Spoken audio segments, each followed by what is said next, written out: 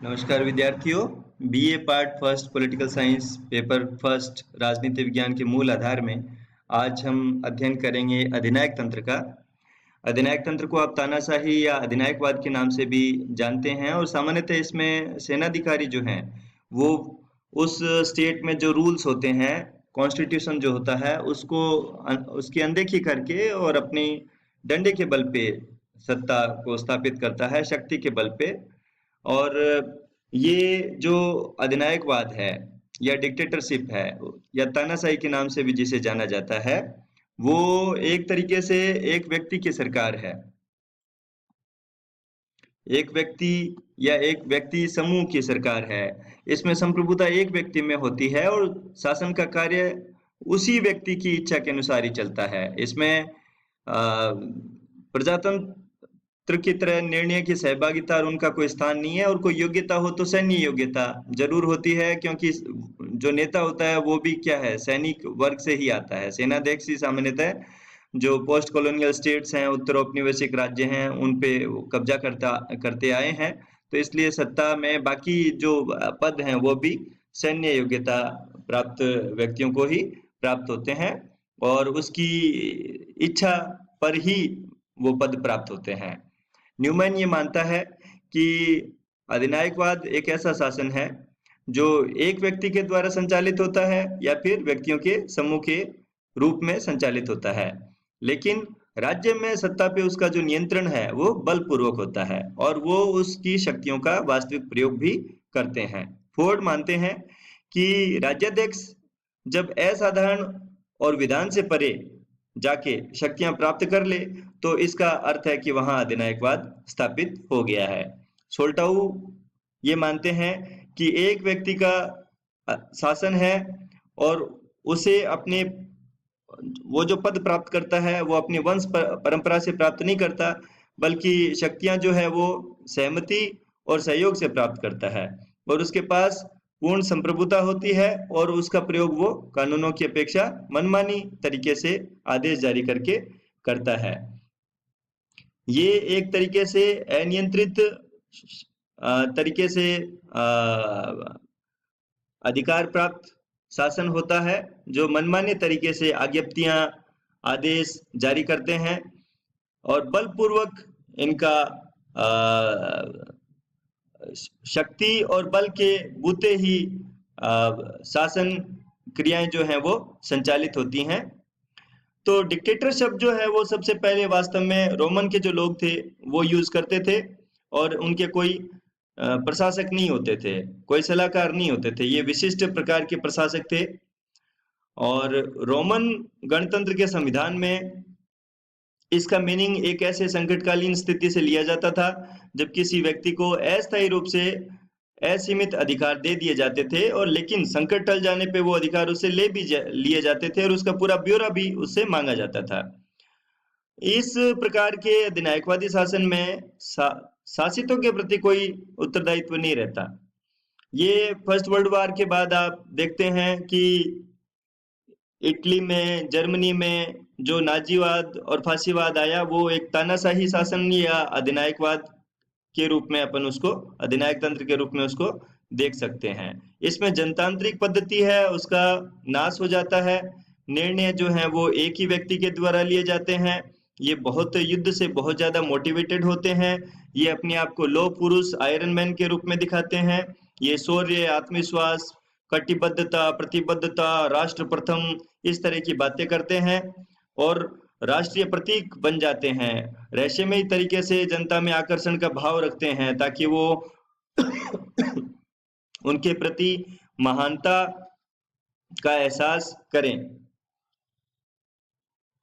एक इसकी जो सर्वप्रमुख विशेषता है वो है एकाधिनायकत्व।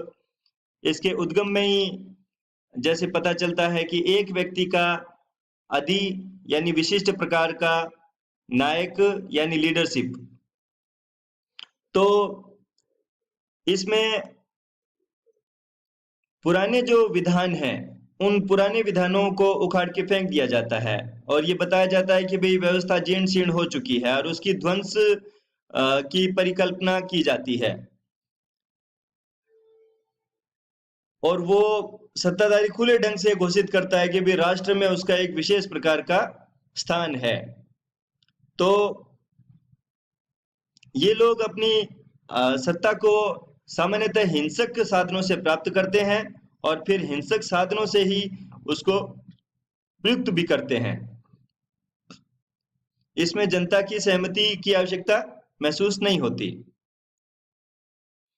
अब इसके लक्षणों की बात कर लें तो ये सर्वाधिकारवाद है एक तरीके का, यानी समस्त अधिकार जो है वो एक व्यक्ति में निहित हो जाते हैं।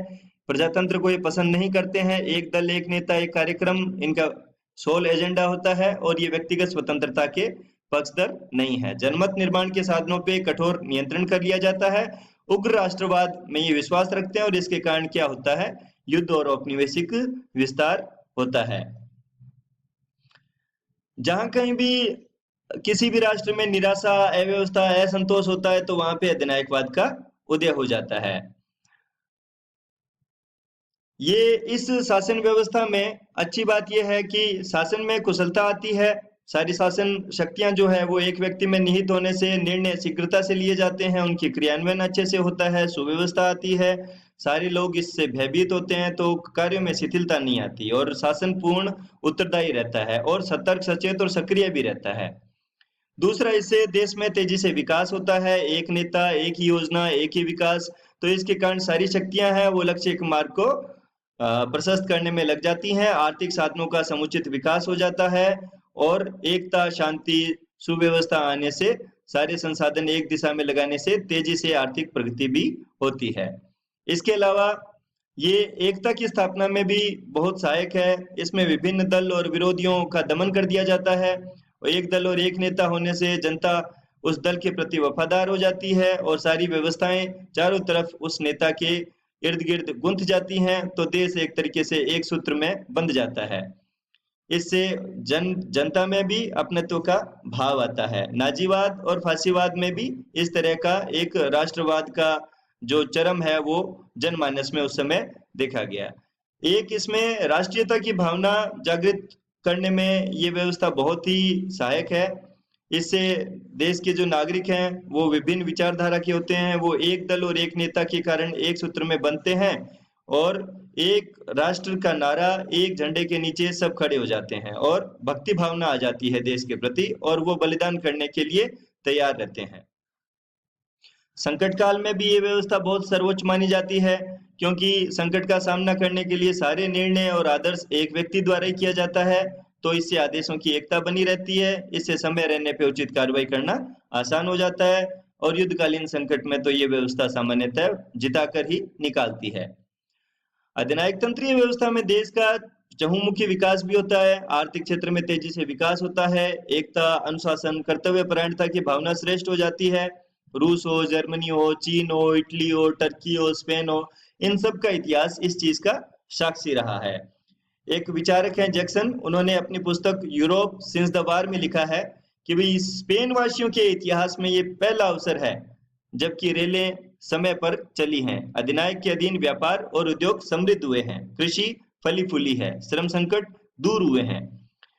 तो इस कारण कुछ लोग जो हैं, कुछ विद्वान हैं, वो मनुष्य के स्वभाव के अनुरूप भी इस व्यवस्था को ठहराने की कोशिश करते हैं। वो कहते हैं कि मनुष्य को इस चीज से कोई फर्क नहीं पड़ता कि उसका प्रशासक है वो क्या कर रहा है, उसके लिए सबसे महत्वपूर्ण चीज है उसकी रक्षा, उसकी सुरक्षा।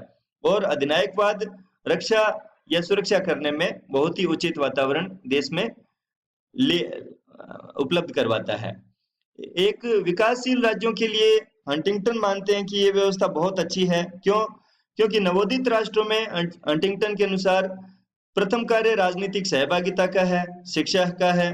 तो इनके स्थान पे क्या होता है, मूलभूत संस्थात्मक ढांचे का निर्माण इतना शीघ्र नहीं हो पाता और इसके लिए एक दलीय शासन या सैनिक अधिनायक तंत्र जो है वो स्थापित हो जाता है, तो इन कार्यों में सुचारुता आ जाती है। इनमें क्या जनेच्छा की अनुशासित अभिव्यक्ति की समस्या रहती है। विकास के बहुत सारे चरणों को पार करने के लिए नवोदित राष्ट्रों में जन आकांक्षाएं तो उभर कर आ जाती हैं, लेकिन जितनी तेजी से जागृत होती हैं उनकी तेजी से पूर्ति हो नहीं पाती। इससे राज्य व्यवस्था में तनाव बढ़ जाता है और उसके टूटने का डर रहता है। इसीलिए हंटिंगटन ये मानते हैं कि अधिनायकवाद जो है वो नवोदित राष्ट्रों के लिए एक तरीके से उपयुक्त हो सकता है। अब इसके दोष की चर्चा कर लेते हैं। बहुत सारे गुणों के होने के बावजूद भी ये बहुत लंबे समय तक चलने वाली प्रणाली नहीं है। इससे क्या है, इतिहास साक्षी है इस चीज का कि जनता ऐसे शासक को जल्द ही उखाड़ के फेंकने के लिए हिंसात्मक क्रांति का सहारा लेने से भी हिचकिचाती नहीं है। इसमें व्यक्ति के व्यक्तित्व का सम्मान नहीं होता। उस सुविधाएं देने से भी उसके संपूर्ण व्यक्तित्व का दमन हो जाने से वो उसके मन में विरोध का भाव रहता है, विद्रोह का भाव रहता है, उसके मौलिक अधिकारों को, उसकी व्यक्तिगत स्वतंत्रता को खत्म कर दिया जाता है। तो तानाशाही व्यवस्था का सबसे बड़ा दुर्गुण यही है कि ये व्यक्ति के व्यक्तित्व के दमन का वातावरण बनाती है। अनाचार का बोलबाला इसमें रहता है। अधिनायकवादी अपनी सत्ता को बनाए रखने के लिए आतंक फैलाता है, विरोधियों का बर्बर तरीके से सफाया करता है, मानव को भयग्रस्त करके जेल के शिकंजों में बंद कर देता है।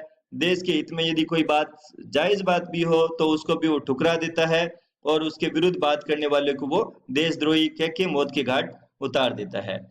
ये व्यवस्था देश के लिए भी अच्छी नहीं है। इसमें निर्णय एक व्यक्ति लेता है, फिर उसका विरोध या सुझाव स्वीकार करने का कोई मन नहीं होता और इससे निर्णय गलत होते हैं और उस अहितकर निर्णय का भुगतान जो है वो जनता को करना पड़ता है, जबकि ऐसे निर्देशों का पालन भी जनता को करना पड़ता है, चाहे वो राष्ट्र हित में हो या नहीं हो। तो ये राष्ट्रीय हितों का समुचित संरक्षण नहीं कर पाती। इसके अलावा अधिनायक तंत्र से साधारण व्यक्तियों में आत्मनिर्भरता, क्रियाशीलता, स्वतंत्रता जैसी जो मानव के व्यक्तित्व के विकास के लिए जरूरी भावनाएं हैं उनका पूर्ण लोप हो जाता है। उसके विचार अभिव्यक्ति की स्वतंत्रता को समाप्त कर दिया जाता है। इससे व्यक्ति जो है वो तन मन और धन, यहाँ है ना, हर तरीके से अधिनायकवाद वादी शासन व्यवस्था के हिसाब से ढाल लेता है। तो इसमें व्यक्ति एक तरीके से पशु की तरह जिधर आके उधर ही चलने के लिए मजबूर हो जाता है। तो मान सकते हैं कि ये व्यवस्था मनुष्य को मनुष्य नहीं बनाती, उसे मनुष्य के रूप में रहने भी नहीं देती। मनुष्य का व्यक्तित्व जो है वो दबके रह जाता है। उसकी सारी भौतिक आवश्यकताओं की पूर्ति के बाद भी उसको कुछ कमी महसूस होती है। उसका जीवन कैदी जैसा उसे महसूस होता है। इसलिए अधिनायक तंत्र के बहुत सारे लाभ होते हुए भी कोई भी व्यक्ति इस व्यवस्था में रहना पसंद नहीं करता, क्योंकि उसे उसमें घुटन महसूस होती है। इसलिए ये व्यवस्था लोकतंत्र जैसे श्रेष्ठ विकल्पों के सामने नहीं खड़ी होती।